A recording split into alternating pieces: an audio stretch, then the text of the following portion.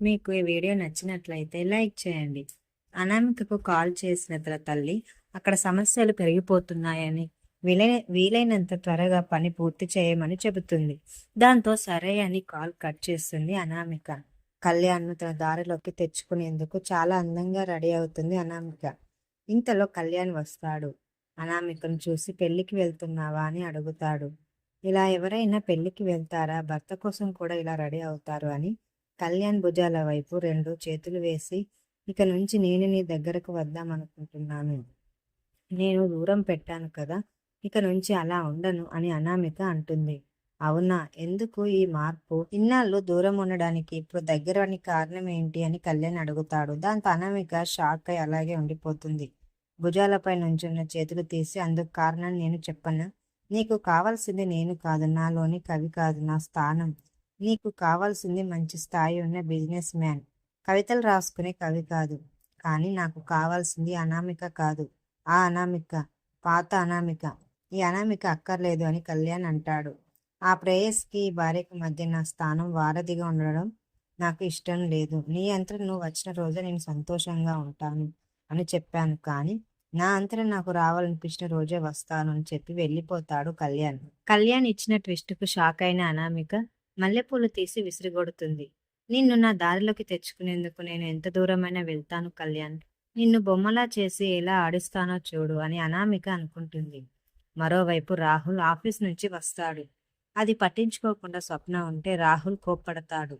పనిచేసి అలసిపోయి వచ్చిన వాడికి మంచినీళ్లు కాఫీ ఇస్తారు, ఇలా బిహేవ్ చేయరని అరుస్తాడు. లిప్స్టిక్లు రుద్ది పర్ఫ్యూమ్లు కొట్టి అలసిపోవడం కాదు, నువ్వు ఇలాంటోడివి కాబట్టే నిన్ను ఎండీని చేయడానికి ఒక్క ఓటు పడలేదు. నువ్వు ఎప్పుడూ ఎండీవి కాలేదు, ప్లాన్ చేసి ఎండీ అవ్వడం కాదు, సిన్సియర్గా కష్టపడి ఎండీ కావాలి. వెళ్ళవయ్యా అని స్వప్న కూడా గట్టిగానే ఇస్తుంది. దాంతో కోపంతో రుద్రాని దగ్గరికి వెళ్తాడు రాహుల్. మమ్మీ, నేను అలసిపోయి వస్తే అని రాహుల్ అంటే, ఆగాగు, ఏం చేశావు? ఆఫీస్కి వెళ్ళి కళ్యాణ్ను తప్పించేలా చేయరా అని పంపిస్తే నువ్వు అమ్మాయిల మీద పడతావా అని రుద్రాని తిడుతుంది. ఇలా చేస్తే ఎవరైనా గడ్డే పెడతారా రాస్కెల్ అని రుద్రాని తిడుతుంది. ఆ స్వప్న మాటలు వింటుంటే చంపేయాలనిపిస్తుంది. ఏదో ఒక రోజు కళ్యాణ్ను తప్పించి ఎండి సీట్లో నేను కూర్చొని ఆ స్వప్నను మెడపట్టి గెంటేస్తాను అని రాహుల్ అంటే, గెంటేస్తే ఏమవుతుంది? తాతయ్య రాసిచ్చిన ఆస్తి తిని కూర్చుంటుంది. ఆ ఆస్తి పేపర్స్ తీసుకెళ్లి తాకట్టు పెట్టి మనం డబ్బు తెచ్చుకుందాం, అప్పుడు చచ్చినట్లు మన దారికి వస్తుంది అని రుద్రాని మరో కన్నింగ్ స్కెచ్ వేస్తుంది. దానికి దాని సంతకం కావాలి కదా అని రాహుల్ అంటే, అది నేను చూసుకుంటాను, నువ్వు కళ్యాణ్ తప్పించడం ఎలానో చూడు అని రుద్రాని చెబుతుంది. అనంతరం రాజ్కు శ్వేత కాల్ చేసి 10th క్లాస్ రీయూనియన్ గురించి చెప్పి రావాలని అంటుంది. కానీ రాజు రానని చెప్పి కాల్ కట్ చేస్తాడు. ఆ మాటలు కావ్య వింటుంది. తర్వాత కావ్యకు కాల్ చేసి రాజు రానన్న విషయం చెబుతుంది శ్వేత. అయితే మీ ఫ్రెండ్స్ అందరికీ ఆయన నెంబర్ ఇచ్చి కాల్ చేసి రమ్మనమని చెప్పు, అప్పుడు ఎలా రాకుండా ఉంటాడో చూస్తాను అని కావ్య అంటుంది. మంచి ఐడియా అని శ్వేత చెప్పి కాల్ కట్ చేస్తుంది. తర్వాత ఒక్కొక్కరుగా రాజు కాల్ చేసి రీయూనియన్ గురించి విసిగిస్తుంటారు. అందరికీ రానని చెబుతాడు రాజు. కానీ సురేష్ అని ఫ్రెండ్ ఇంటికి వస్తాడు అని చెప్పడంతో రాజు ఒప్పుకుంటాడు. తర్వాత ఒక్కడివే కాకుండా భార్యతో కలిసి రావాలి, అది రూల్ అని చెబుతాడు. ఇప్పుడు ఈ కళావతిని తీసుకెళ్తే నాకు తలంటు పోస్తుంది అని రాజు అనుకుంటాడు. మొత్తానికి ఆయన ఒప్పుకున్నాడని కావ్య సంతోషిస్తుంది. అనంతరం అపర్ణ ఫ్రెండ్ శకుంతల ఇంటికి వస్తుంది. తన అబ్బాయి పెళ్లి అందరూ రావాలని చెప్పి వెడ్డింగ్ కార్డు ఇస్తుంది. తర్వాత కావ్యతో రాజు ఏడని అడుగుతుంది శకుంతల. అప్పుడే రాజు బిడ్డను ఎత్తుకొని కిందికి వస్తాడు. శకుంతలను చూసి పైకి వెళ్తాడు. అది చూసిన శకుంతల, అలా వెళ్ళిపోతున్నావేంటి రాజ్, ఇలా రా అని పిలుస్తుంది. నీకు మనవడు పుట్టాడా? ఈ సంగతి మాకెవరికి తెలియదు. ఎవరికి తెలియకుండా బారసాల జరిపించారా? వింతగా ఉంది. ఏమ్మా, నార్మల్ డెలివరా సిజేరియన్ అని శకుంతల అడుగుతుంది. దాంతో మధ్యలో దూరిన రుద్రాని, నువ్వు రాంగ్ పర్సన్ని అడుగుతున్నావు, రాజును అడగాలి ఇక్కడ, అదే మ్యాజిక్ అని రుద్రాని అంటుంది. నాకేం అర్థం కావట్లే అని శకుంతల అంట. రుద్రాని ఏదో చెప్పబోతుంటే కావ్య అడ్డుకుంటుంది. మీకు ఇంకా అర్థం కావట్లేదా? రుద్రాని గారు జోక్ చేస్తున్నారు, మేనల్లుడి గురించి సరదాగా మాట్లాడుతున్నారు, నార్మల్ డెలివరీని అని కావ్య చెబుతుంది. దానికి అంతా ఆశ్చర్యపోతారు.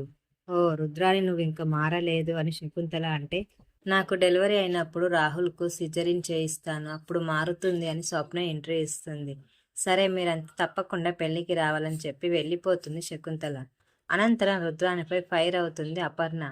ఇంటి గుట్టు బయట పెట్టేదాకా నువ్వు ఊరుకోవా అని అపర్ణ అంటే, ఇక్కడే ఉంటున్నావన్న విశ్వాసం కూడా లేదా అని ఇందిరాదేవి అంటుంది.